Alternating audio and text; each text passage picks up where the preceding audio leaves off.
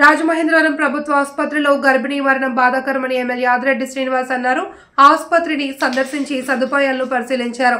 డాక్టర్ల ప్రకారం ఇలాంటి కేసులు అరుదుగా జరుగుతాయని వాసు మాట్లాడుతూ కూటమి ప్రభుత్వం వచ్చిన తరువాత ఓపీ గైనిక్ కేసులు భారీగా పెరిగాయని, ప్రభుత్వ ఆసుపత్రిపై ప్రజలకు నమ్మకం పెరిగిందన్నారు. పేదవారికి ఉన్నత స్థాయి ఉచిత వైద్యం అందించడమే లక్ష్యమన్నారు. భరత్ విమర్శలను వాసు ఖండిస్తూ అర్థం లేని ఆరోపణలను తాను పట్టించుకోనని, తన దృష్టి అంతా అభివృద్ధిపైనే అని, మోరంపూడి ఫ్లైఓవర్ సమస్యపై మాట్లాడుతూ సైడ్ రోడ్లు, లైటింగ్ పనులు జనవరి 15 నాటికి పూర్తవుతాయని హామీ ఇచ్చారు. ప్రభుత్వం అధికారంలోకి వచ్చిన దగ్గర నుంచి ప్రజా ఆరోగ్యానికి అత్యధిక ప్రాధాన్యత ఇస్తూ ఆరోగ్యకరమైన రాజమహేంద్రవరం స్థాపించడానికి ఉన్న అవకాశాలు ఏమిటి అని చెప్పి మనం ఆలోచించినట్లయితే వైద్య వ్యవస్థని మెరుగుపరచడం, పారిశుధ్య వ్యవస్థని ప్రక్షాళన చేస్తూ మెరుగుపరుచుకోవడం అన్నది చాలా కీలకమైన అంశాలుగా మేము గుర్తించి పారిశుధ్య వ్యవస్థని ప్రక్షాళన చేసి ఏ విధంగా చేస్తున్నామన్నది చూస్తూ ఉన్నారు. దానికి అనుసంధానంగా కావాల్సిన రోడ్స్, డ్రైన్స్ను కూడా ఏ విధంగా నిర్మాణం చేస్తున్నామన్నది ప్రజలు చూస్తూ ఉన్నారు. వైద్య వ్యవస్థ పరంగా మేము గవర్నమెంట్ హాస్పిటల్కి రావడమే కాదు, ఇక్కడ అనేకమైన మార్పులు తీసుకువస్తూ కావాల్సినవన్నీ కూడా చేసుకుంటూ వెళ్తూ ఉన్నాం. ఇవన్నీ కూడా మేము ఒక వైద్య వ్యవస్థకి ఇస్తున్న ప్రాధాన్యత. డాక్టర్లతో ఇప్పుడే లోపల మాట్లాడి రావడం జరిగింది. డాక్టర్లు ఇచ్చిన నివేదికను కూడా పరిశీలించిన పిమ్మట ఈ అధిక రక్తస్రావంతో మరణించిన కేసులు చాలా అరుదుగా ఉంటాయి. చాలా అంటే చాలా అరుదుగా ఉంటాయి. అలాగే మీరు చూస్తే వాళ్ళ ఒక గణాంకాలు కూడా చూపించారు. అవన్నీ కూడా చూసినట్లయితే కూటమి అధికారంలోకి వచ్చిన దగ్గర నుంచి ఇక్కడున్న అవుట్ పేషెంట్స్ యొక్క సంఖ్య ఏ విధంగా పెరుగుతూ ఉందన్నది మనం గమనించవచ్చు. చాలా విజిబుల్గా ఉన్నాయి నెంబర్స్. కూటమి రాకముందు ఓపీ ఎంత ఉంది, గైనిక్ వార్డుకి ఎంతమంది వచ్చారు, కూటమి అధికారంలోకి వచ్చిన తర్వాత ఓపీ సుమారు రోజుకి 1800 వస్తూ ఉంది. ఈ గైనిక్ డిపార్ట్మెంట్లో కూడా వచ్చేవారి యొక్క సంఖ్య పెరుగుతూ ఉంది. అంటే ప్రజలకి ఈ ప్రభుత్వం పైన నమ్మకం. కేవలం మీ గవర్నమెంట్ హాస్పిటలే కాదు, మీకు అర్బన్ హెల్త్ సెంటర్స్ కూడా చూడండి. ఎక్కడికక్కడ అర్బన్ హెల్త్ సెంటర్స్ కూడా సంఖ్య పెరుగుతూ ఉంది వచ్చేవారు ఓపీ పేషెంట్స్. అంటే ఇవన్నీ కూడా ఏంటంటే ప్రజలకి ప్రభుత్వం పైన నమ్మకం, విశ్వాసం. అంటే ఇక్కడ మనం ఇస్తున్న వైద్యం, ఇక్కడ కావలసిన అవసరాలు ప్రభుత్వ పరంగా చేస్తున్నాం. కొన్ని స్వచ్ఛంద సంస్థల ద్వారా సిఎస్ఆర్ నిధులతో చేసే కార్యక్రమాలు కూడా చేస్తున్నాం. అంటే మనం ఆ నమ్మకం తీసుకురాగలిగాం. నేను ఇక్కడ పదే వచ్చిన ప్రతిసారి ఒకటే చెప్తా ఉంటాను, ఇక్కడ డాక్టర్స్ కానీ స్టాఫ్ కానీ మీరు ట్రీట్ చేసే దాన్ని బట్టే సగం వ్యాధి తగ్గిపోతుంది. మీ పలకరింపుతోటే సగం భయం తగ్గిపోతుంది. తర్వాత డాక్టర్స్గా మీరు అందించాల్సిన వైద్యం, చేయవలసిన కార్యక్రమం చేయాలి. కానీ వచ్చిన వెంటనే మన పలకరింపు, మన ట్రీట్ చేసే దాన్ని బట్టే చాలా మార్పు అనేది ఉంటుంది. ఆ మార్పు తీసుకురావడానికే మేము కృషి చేసాం. కూటమి అధికారం వచ్చిన దగ్గర నుంచి మేము చేసిన కృషి అదే. స్పందించడం, వచ్చిన వారితోటి బాగా మాట్లాడడం, ఇబ్బంది లేకుండా ఇక్కడ మంచి ట్రీట్మెంట్ అందించడం, కాకినాడకో లేకపోతే ఎక్కడికో రిఫర్ చేయకుండా ఇంత ఇన్ఫ్రాస్ట్రక్చర్ ఉన్నప్పుడు ఇక్కడే ట్రీట్ చేయాలన్న దానిపైన దృష్టి సారించడం.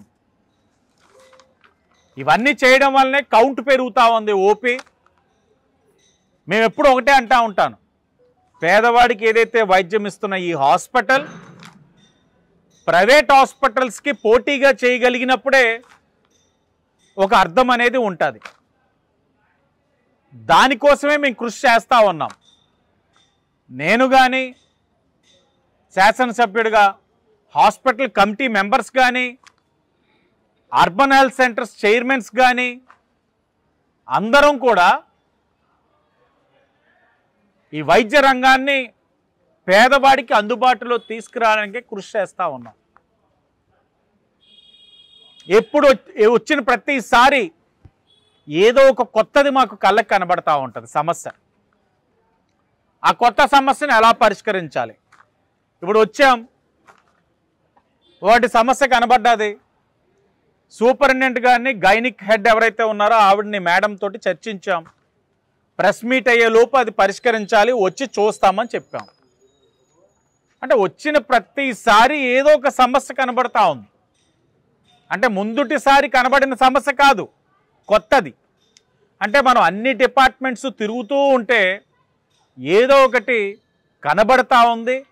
దాన్ని పరిష్కరించడం వల్ల వచ్చిన వాళ్ళు కూడా ఆనందపడతా ఉన్నారు. అంటే వ్యవస్థలోని మార్పులు తెచ్చుకుంటూ వెళ్ళాలి. ఇన్ని చేసినా నేను 100% ఇక్కడ అన్నీ మార్చేసావు నేను ఏ రోజు చెప్పను. ఇంకా చేయవలసింది చాలా ఉంది, చాలా ఉంది. ఒకటి చెయ్యాలి, రెండు గత పాలకుల యొక్క శాపాలు ఇంకా వెంటాడుతున్నాయి, వాటిని సరిచేసుకుంటూ వెళ్ళాలి. నాకైతే సంపూర్ణమైన విశ్వాసం ఉంది. తప్పకుండా ఇక్కడికి వచ్చిన వాళ్ళకి మెరుగైన వైద్యం అందించి సంతృప్తిగా వారు కానీ వారితో వచ్చిన అటెండర్స్, కుటుంబ సభ్యులు అవ్వచ్చు, స్నేహితులు అవ్వచ్చు, సంతృప్తిగా వెళ్ళడానికి మా ప్రయత్నం, మానవ ప్రయత్నం చేస్తూ ఉన్నాం. ఆ మానవ ప్రయత్నం చేసే దాంట్లో తప్పిదాలు కనబడచ్చు, కనబడకపోవచ్చు. కనబడినప్పుడు వాటిని సరిచేసే కార్యక్రమం కూడా తీసుకుంటున్నాం. వెళ్ళామంటే కాదు, వచ్చిన తర్వాత ఏం చేసామన్నది ఆలోచించుకుంటూ వెళ్తా ఉన్నాం. ప్రజలకు కూడా కనబడే విధంగా చేసుకుంటూ వెళ్తా ఉన్నాం. మరొక అంశం మోరంపూడి ఫ్లైఓవర్, అలాగే దాని సైడ్ రోడ్స్, మోరంపూడి ఫ్లైఓవర్ పైన లైట్లు. చాలామంది ప్రజలు వివిధ మాధ్యమాల్లో నన్ను అదే పని మీద అడుగుతున్న ప్రశ్న, మీడియా వారు కూడా సోదరులు సోదరిమణులు కూడా అడుగుతున్న ప్రశ్న.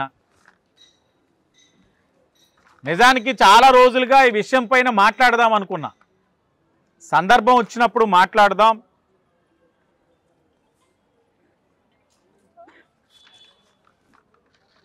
అప్పుడు మాట్లాడినప్పుడే ప్రజలకు కూడా తెలియాలని చెప్పి ఆలోచించేవాడిని.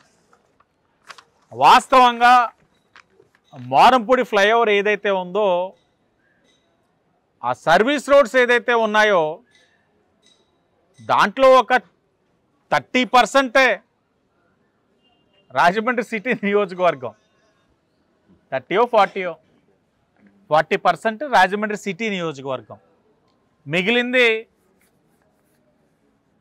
శాసనసభ్యులు రూరల్ బుచ్చ చౌదరి గారి. కాబట్టి ఇక్కడ ప్రజలు కూడా అర్థం చేసుకోవాల్సింది ఏమిటంటే, నా పరిధి ఏంటి, మొత్తం ఫ్లైఓవర్కి ఇరువైపులా ఉన్న సర్వీస్ రోడ్స్ కానీ మిగతా అన్నీ కూడా ఎవరి పరిధి, ఎవరిది బాధ్యత. అలాగని నేను ఏ రోజు కూడా ఈ మాట చెప్పలా. ఎందుకంటే ఆ మాట చెప్పడం అన్నది రాజకీయంలో ఉంటూ మంచి విధానం కాదు.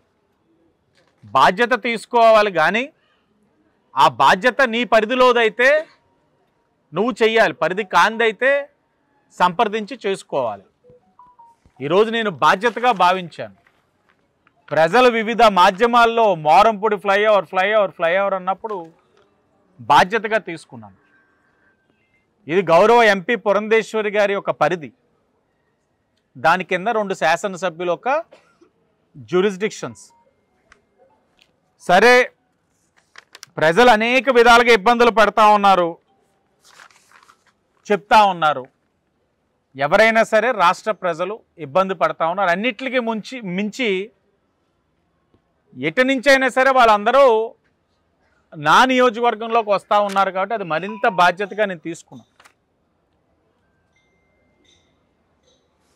ఒకటి, గత పాలకులు వైసీపీ వాళ్ళు కమిషన్ల కక్కుర్తి వలన ఫ్లైఓవర్